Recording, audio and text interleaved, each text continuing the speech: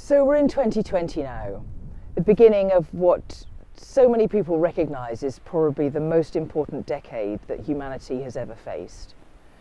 At the Soil Association, we've been doing a huge amount of thinking over the last year as we came to the end of our Road to 2020 strategy, trying to work out what's the biggest, the most useful role we can play as an organisation in helping humanity meet the huge challenges ahead. Climate change, the depletion of nature, and of course the human health crisis which COVID has brought into even sharper relief.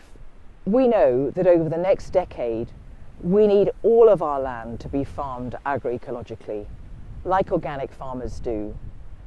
We know that all our woodlands and our forests must be sustainably managed.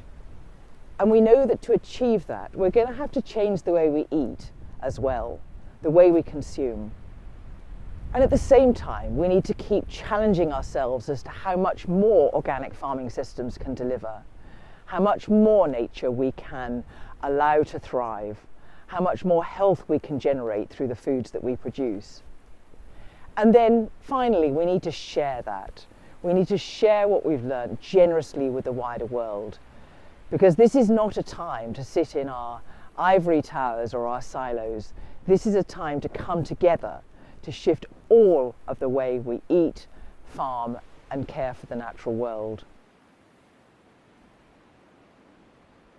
So lovely though it was on top of the downs, it was really cold. So we've come down here to this little woodland that I planted about 20 years ago.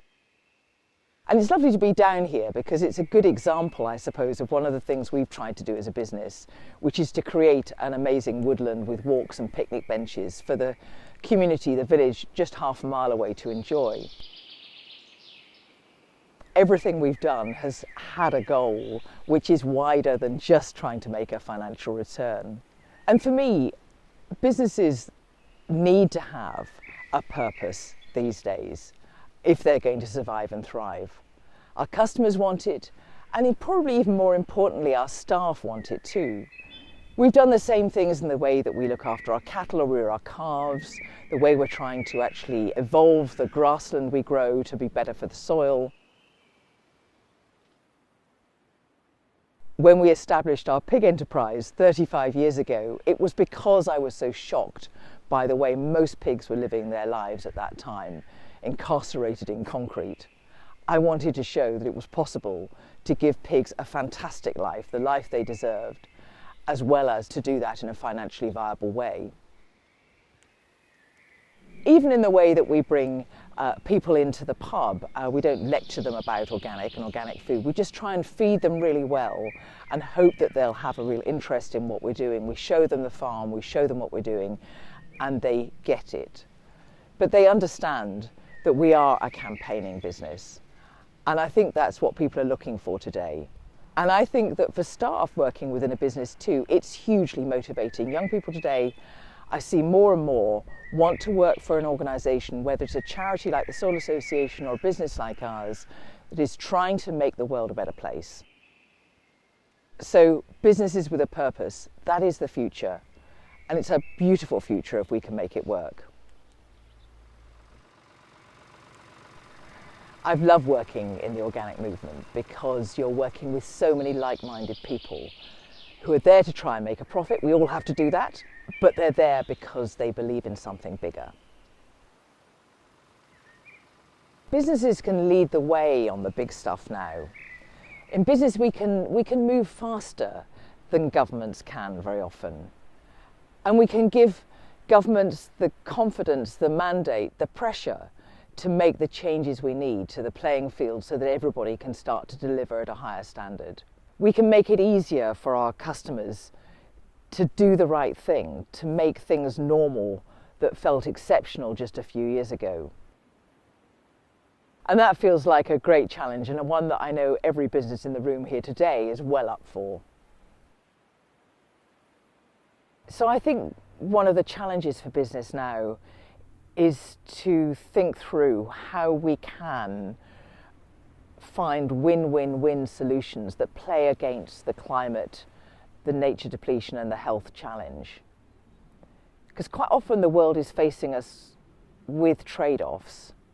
You know, there's talk of, well, if we keep animals in ever more confined spaces, they won't use as many calories and they'll be better for climate change.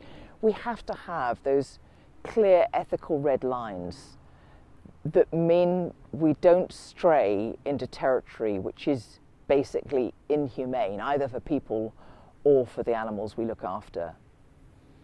There's lots of talk around, planting lots of trees that will grow fast and sequester carbon, but if they are devoid of life, then that's not a real solution either. So I think it takes quite a lot of deep reflection by business, really thinking through the issues, trying to work out what our particular priorities are, of course.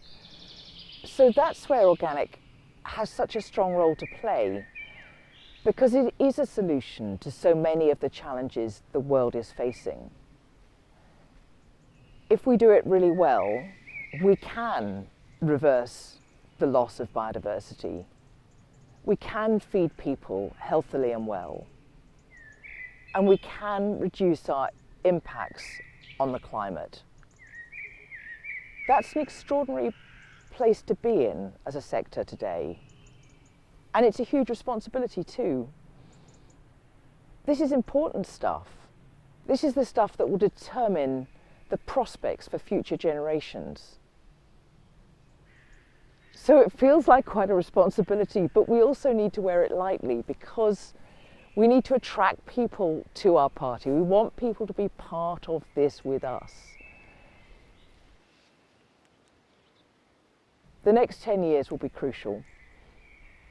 But I think with all of you in the room, we've got the opportunity to do something really special, really important. A charity like the Soil Association coming together with businesses can be a real force for change. We can share and learn together. We can collaborate and make the case to governments and policymakers about the change we need to see in the world. The time for organic really is now. The situation is so urgent. Organic food and farming has been trailblazing for over 60 years, creating an alternative path. And it's time now for that alternative to be the mainstream.